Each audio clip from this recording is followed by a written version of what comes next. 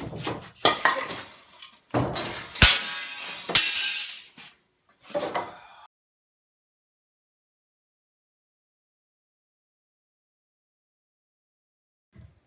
I'm Robbie. Welcome to my video about building a wooden sauna from wood taken from an old wooden silo. I'm taking this video in my back office, which is a little place I have to get away from everything. Got a computer and a nice cozy couch over there for naps, which is one of the few things I find that gets better with advancing age. And I'm trying to learn how to shoot videos because I'm basically a compulsive builder who goes from project to project, and it seems like it'd be fun to make some videos of those projects. But learning to edit video is at least as challenging for me as building a sauna, probably a lot more frustrating. Anyway, the sauna I'm going to build is going to be a barrel type sauna, which is just like what it sounds, a barrel shape, and we're going to build it using wood that we get from taking down an old wooden silo.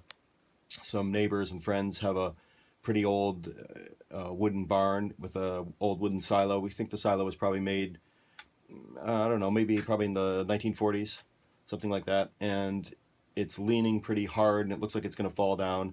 And so we're going to pull it down because if it falls down on its own, it looks like it might damage the barn. We've already taken a few boards have already fallen out of that silo, and I've brought some of them back here. And the silo is 12 feet in diameter, so the boards are milled with a tongue and groove molding on the edges of the boards, and they milled it with about a little bit of a bevel on that tongue and groove to accommodate the 12-foot diameter of the silo. And it looks like we should be able to squeeze that into a 6-foot diameter sauna barrel without too much trouble. The sauna is going to be about 6 feet long and about 6 feet in diameter, and I'm going to build a little changing room on one end of it. I've actually wanted to build a sauna for years. Probably 30 years ago, John Ruskey and my brother Lewis and I were camped on the Green River in Wyoming, and John built a really cool little sweat lodge on a big flat rock next to the river. And I've built a couple of sweat lodges myself since then, including I tried building one to inside the house when our kids were little, and we all kept getting colds. They were going to elementary school, and we all kept getting colds. I thought having a little sauna in the house would cure that problem, so I built a little crude indoor sweat lodge with a rock we'd heat up in a wood stove and then put in a frying pan and crouch in the little sweat lodge and pour water over the rock. It was not very comfortable and somewhat effective. Anyway, this is going to be a full-on sauna with benches and a wood stove, a little change room. I guess I should say that as a cautionary note, I'm pretty good at building things, but I've never built a sauna before, so I'm going to be winging it, which is pretty much how I do every project. It's pretty much how I've done my whole life. So, bear that in mind when you watch the video.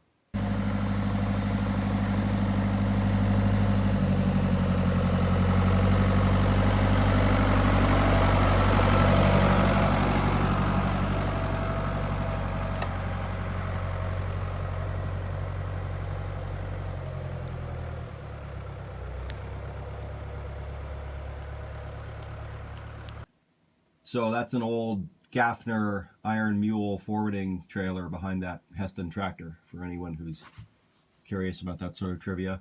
That's a rig my dad and I use for cutting firewood every year. What we're going to do is we hook the tractor and truck with a winch with some cables onto the top of the silo, and then just pulled it away from the barn, gently away from the barn, and it came down pretty easy. None of the, very little of the wood got broken up, and it didn't, obviously it didn't hurt the barn at all. Oh my God, watch out!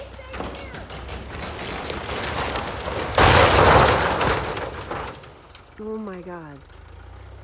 Wow. Wow.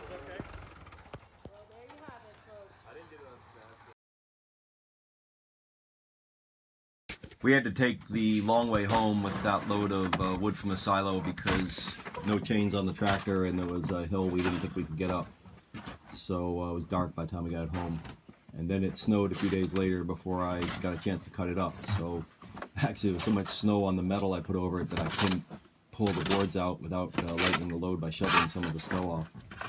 So I had to climb up there and shovel some snow.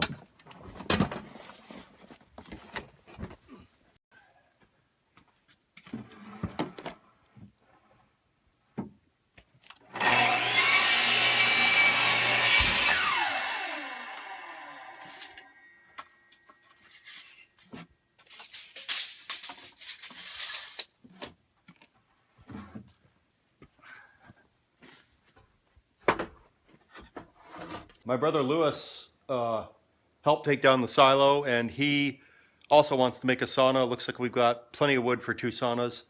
So he came over and we sawed up a bunch of the wood into staves. This stuff you see here, this is the stuff that got broken, stuff that we'll use to make the end walls, the less good stuff. Over here,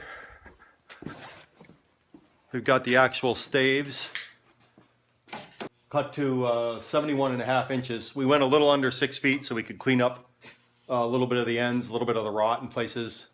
Most of these were 12-foot boards. You can see right here on this spot right here, a little bit of bark on this waney edge, and I scraped it off a little earlier. Definitely looks like hemlock, and when you smell it, you can smell that astringent hemlock smell. So pretty certain this was just native Vermont hemlock. The sander will take off all this white, which I think is primarily pigeon shit. Also a little bit of leftover silage left on there. Be able to sand that right off on the sander pretty quickly, I hope. Make it a lot nicer.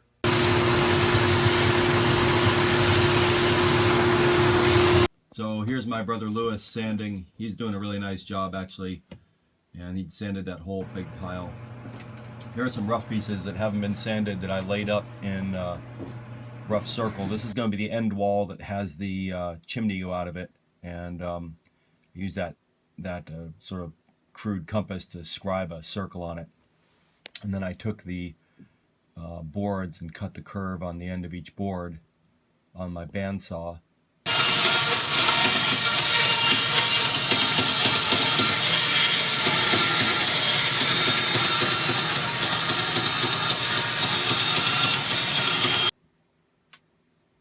Bandsaw actually didn't have enough space, so I had to drag it around to make it fit, or drag it around so I could make the board fit.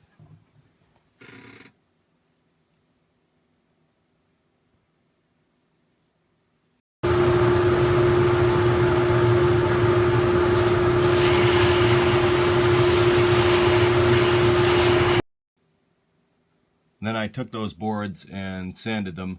You can see that I have a little bit of a different technique than Lewis, although I think he actually got a better job on the ones he did, to tell you the truth. So these are the finished boards all laid up, and I'm screwing them together with some 3-inch deck screws.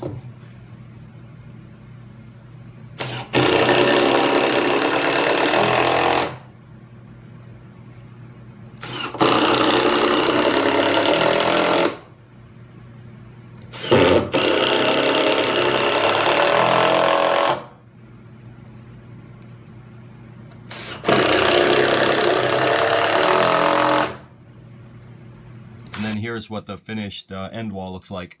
This is the wall that will have the chimney go out of it for the little wood stove. So the chimney will go out through that square hole. We'll make some sort of wooden, some sort of metal flange for it to go through there. All right, so here's a little bit of a final walk around. This is the end wall, that's the door framed in there. So that's that'll be the inside of the door end of the sauna. And that's one of the end walls that'll have the stovepipe going through it. That's the outside of it, the weathered side. You can see if you look at this, if you look at the inside, you can see these gaps here. between the boards. And then if you look at the outside of this wall, you see how nice and tight they are. That's because of that slight bevel cut on those boards. When they're laid flat like that, the inside gaps open a little bit and the outside's really tight. Well, I thought I was going to do this all in one video, but that's obviously not going to happen. I'm going to have to I'm going to upload this video, and then I'm going to put together another one of us actually assembling the barrel of the sauna. That's probably going to be several more. I've got to assemble the barrel of the sauna.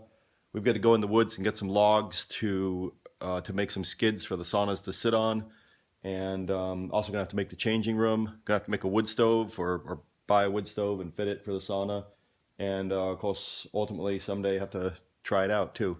So yeah, stay tuned. Should be more videos.